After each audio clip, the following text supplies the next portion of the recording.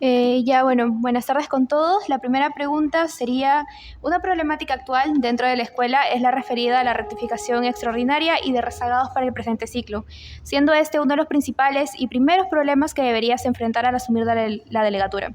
¿Cuál es tu plan de acción o qué acciones concretas realizarías al respecto?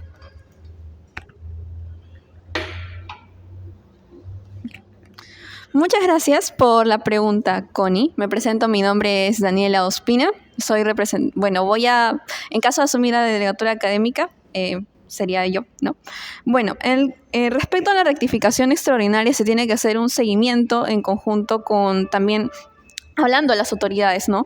Por ejemplo, la unidad de matrícula es también y personas que están encargadas sobre eso, ¿no? Por ejemplo, hay compañeros que necesitan acceder a esta rectificación extraordinaria por el hecho de que tienen problemas laborales, problemas familiares, y se entiende, ¿no? Es por ello que aquellos que han enviado sus cartas, ¿no? Con anticipación, se les debe atender, ¿no? Y se debe hacer presión.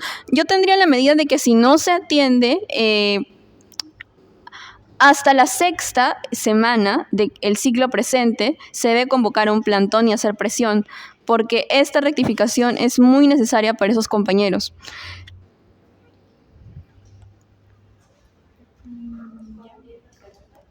¿Ah? Sí, de hecho, se puede repreguntar, ¿verdad? Ya, dentro del cronograma académico se establece incluso una segunda fecha de rectificación. Me parece que en tu respuesta no la has tomado en cuenta. Más aún mencionas que sería a partir de la sexta semana. Actualmente estamos en la segunda, tercera, en la cuarta. Ajá, exacto. Pero teniendo en consideración esa segunda fecha dentro del cronograma académico brindado por el vicerrectorado, ¿cuál sería el plan de acción? Más aún teniendo en cuenta que el sistema de matrícula no abre siempre y lo que se ha optado esta vez por la rectificación extraordinaria es a través del correo dirigido directamente a vicedecanato. Sin embargo, también hay otro proceso a través del MAT, que ya es para casos mucho más específicos. Justamente ayer lo hablaban dentro de la AGE. Más o menos, teniendo en cuenta esos detalles específicos, ¿qué harías?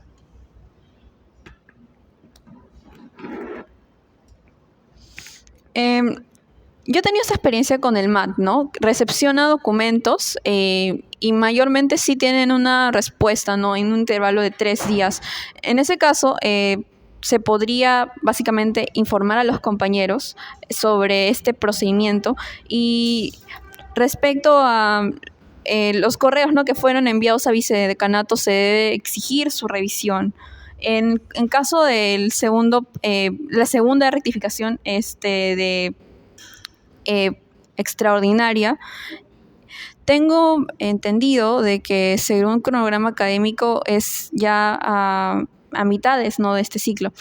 En todo caso, se debe tomar acciones inmediatas para resolver este problema. Ya, a ver, la siguiente pregunta sería, en el resumen de su plan de gestión, en la parte de la delegatura académica, mencionas que hace falta mayor presión articulada gremialmente para lograr una matrícula por día de cada base sin que la base 22 resulte perjudicada. Sin embargo, en el presente proceso y en el anterior, cada base ha tenido una fecha específica, no chocando con otras bases. En ese sentido, ¿a qué hace referencia exactamente ese párrafo? ¿Y cómo planeas dentro del proceso de matrícula? Y teniendo en cuenta antecedentes y el posible futuro, que la base 22 no sea perjudicada. Toma en cuenta que hay aspectos que escapan o no competen a los gremios y menos están bajo el control de los delegados. Este ciclo, la base 22 y la base 23 tuvieron una misma hora para matricularse. En ese caso, yo creo que si, por ejemplo, un estudiante de la base 23 quiere adelantar relaciones internacionales, se matricula y al final le quita cupo a nuestra base, sí se ve afectada, evidentemente. En ese caso, yo pienso de que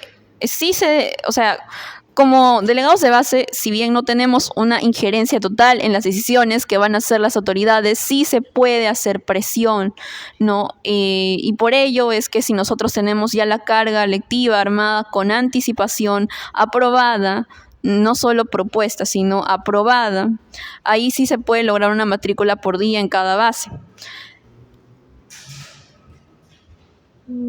Ya, aunque solo para aclarar eso, la carga y los días de matrícula son procesos ya distintos. Los días de matrícula ya son otorgados directamente por el departamento, aunque se envía una propuesta precisamente. Solo para aclarar ese punto. Ya, pasamos al siguiente. siguiente eje es contratación docente. Ya, en la fase 5 de tu cronograma anticipado académico colocas que en caso no se apruebe una semana antes de que inicie la matrícula, según cronograma anual del Sistema Único de Matrícula, se convocará un plantón. En este caso, no has considerado el plantón como una medida a evaluar en este contexto, sino como una acción a realizarse necesariamente. ¿Por qué esa rigidez? Más aún, también quisiera preguntar si conoces el proceso de aprobación de una carga lectiva, así como sus dificultades, y si pudieras detallarlo un poco. Y frente a ello, si has considerado algún tipo de margen de error para esa propuesta.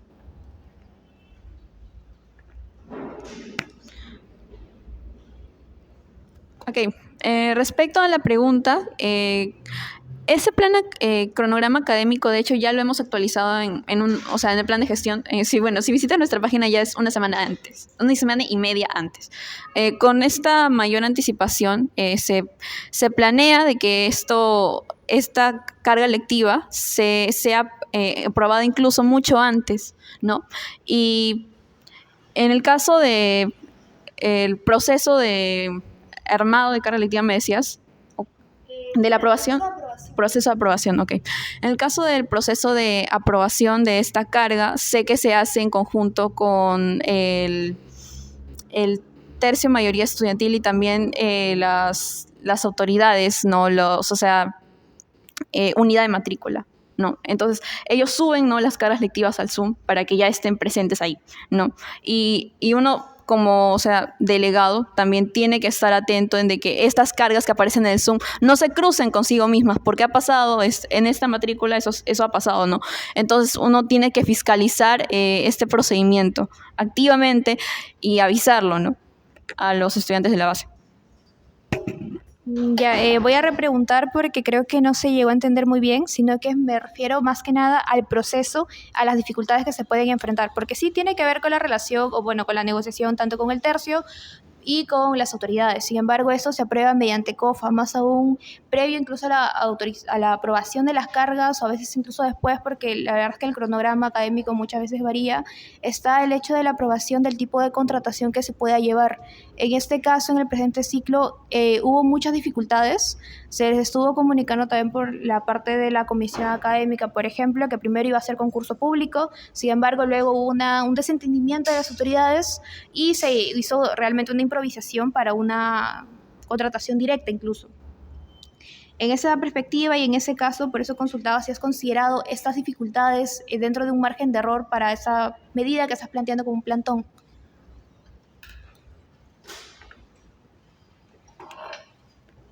Bueno, creo que el plantón es una medida de acción si la negociación no funciona. Como tú mencionas, primero se tiene que articular con el tercio, que se apruebe en Consejo de Facultad, pero si esto no se da, o sea, si esto es demasiado tarde, yo creo que sí es necesario organizarnos y participar, ¿no? Y también, ahora que han recortado, ¿no?, el presupuesto de la universidad, habían tres modalidades, ¿no?, en contratación docente. Estaba el concurso público, el tesoro público y la contratación directa. Como ahora los recursos van a ser menos, entonces, en todo caso, es muy probable que no se abra esto del tesoro público y solo haya la posibilidad de concurso público, contratación directa. Incluso, bueno, es probable, ¿no?, que los docentes que sean nombrados, básicamente sí estén fijos, pero tengamos que ser incluso más precavidos, ¿no?, al momento de elegir docentes, porque sí, o sea, yo siento que esta problemática sí nos va a afectar bastante, ¿no? Y ello más que nada. Ya, aunque solo para aclarar, antes de hacer la siguiente pregunta, el proceso de aprobación y el proceso de armado incluso es distinto, porque el armado se hace con departamentos académicos, no tanto con el tercio, se hace con los gremios y con departamentos académicos. La aprobación sí se lleva a COFA y en el COFA vota justamente el tercio, por eso lo incluí ahí.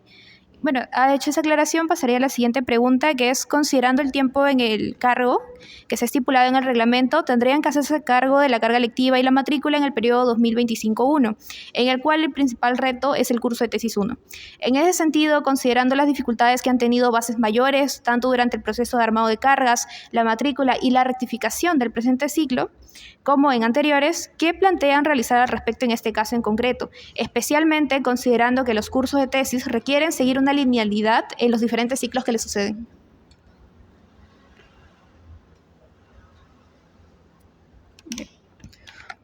Bueno, en este caso, como los cursos de investigación son de suma importancia para nuestra carrera, porque básicamente sin un trabajo de investigación es difícil que se considere no el bachiller, aunque también hay otra modalidad, ¿no? Que es la presentación de un trabajo de suficiencia profesional relacionado, ¿no? A algo laboral.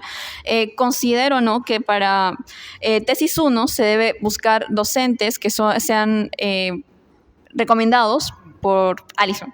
Sé que ella es una muy buena docente y ella podría traer, contactando con ella podríamos traer docentes de la PUC, podríamos incluso también, hay docentes en sociales que son muy buenos, como por ejemplo Bianca Garduño Bello, que ahorita está enseñando un curso de tesis. En ese caso nosotros podríamos, en el caso de que sea, porque justamente tenemos este beneficio de que el armado de carga es durante diciembre, enero, febrero. Entonces en esos meses en donde los directivos, autoridades también están de vacaciones, podríamos aprovechar en negociar para poder tener docentes de muy buena calidad en el ciclo 2025-1 para tesis 1.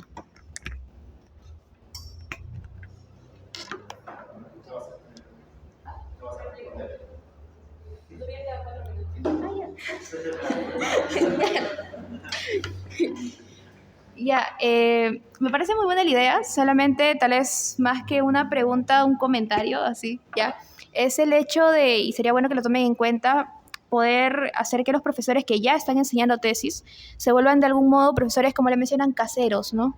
Que ellos se queden aquí, porque mencionaba justamente la linealidad. Un problema que muchas veces se ve en tesis es que los estudiantes se amontonan y se acumulan, así como en metodología, con aquellos profesores que son nombrados. ¿Por qué? Porque están en la incertidumbre de cómo serán aquellos profesores que son contratados o por apoyo interfacultativo. Más aún, como tesis es algo bastante lineal, que de preferencia tú tienes que seguir una misma línea con un solo docente hasta el final, lo que se requiere o lo que se busca es justamente tener un solo docente para toda esa línea. Por lo que sí, bueno, más que nada un comentario, ¿no? Que tomen en cuenta el hecho de poder fidelizar de algún modo a los docentes que ya están actualmente enseñando tanto metodología como tesis para poder continuar esa línea investigativa. Doy muchas gracias por la sugerencia, Connie. Definitivamente la vamos a tomar en cuenta. Bueno, no sé si es posible que yo realice una pregunta.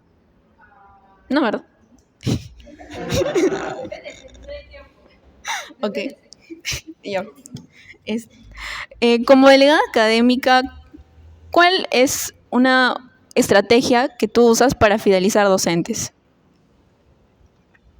Ya, eso, por ejemplo, hablando desde la perspectiva de nuestra base, es decir, a los docentes de nuestra base, en primer lugar es poder brindarles un seguimiento y un apoyo constante. Un ejemplo es el caso del profesor Azula, los laboratorios que estaban en problemas. ¿Qué se hacía? Es evitar justamente que esos profesores vean de manera demasiado grande esos problemas, porque algo que sucedía es que no teníamos el acceso a los laboratorios y los profesores quedaban en esa incertidumbre. Entonces lo que, por ejemplo, he hecho es ir a conversar con Richard, estar viendo, fiscalizando el tema también de que se pueda abrir en un horario que no está permitido, porque en sí el laboratorio abre solamente hasta las 5 y nuestro curso es más allá de las 5. Entonces, ese es, por ejemplo, un punto, el hecho de poder darles al menos la seguridad al docente de que va a poder seguir enseñando. También algo bastante importante es la concientización a la base, y es algo que a veces les comento, pero en sí ya incluso escapa del control del mismo delegado, y es el hecho de que si el profesor se desanima de la misma sección porque los estudiantes no hacen sus tareas, porque los estudiantes no asisten a clases, porque los estudiantes son faltosos, evidentemente no van a querer regresar, y es algo que ha sucedido en bases mayores. Entonces, un punto también es poder tener una buena comunicación con los delegados de las determinadas secciones para poder fiscalizar o ver cuál es la forma en que se está manejando la sección, preguntarles también cómo les está yendo y preguntar cuál es la metodología exacta del docente.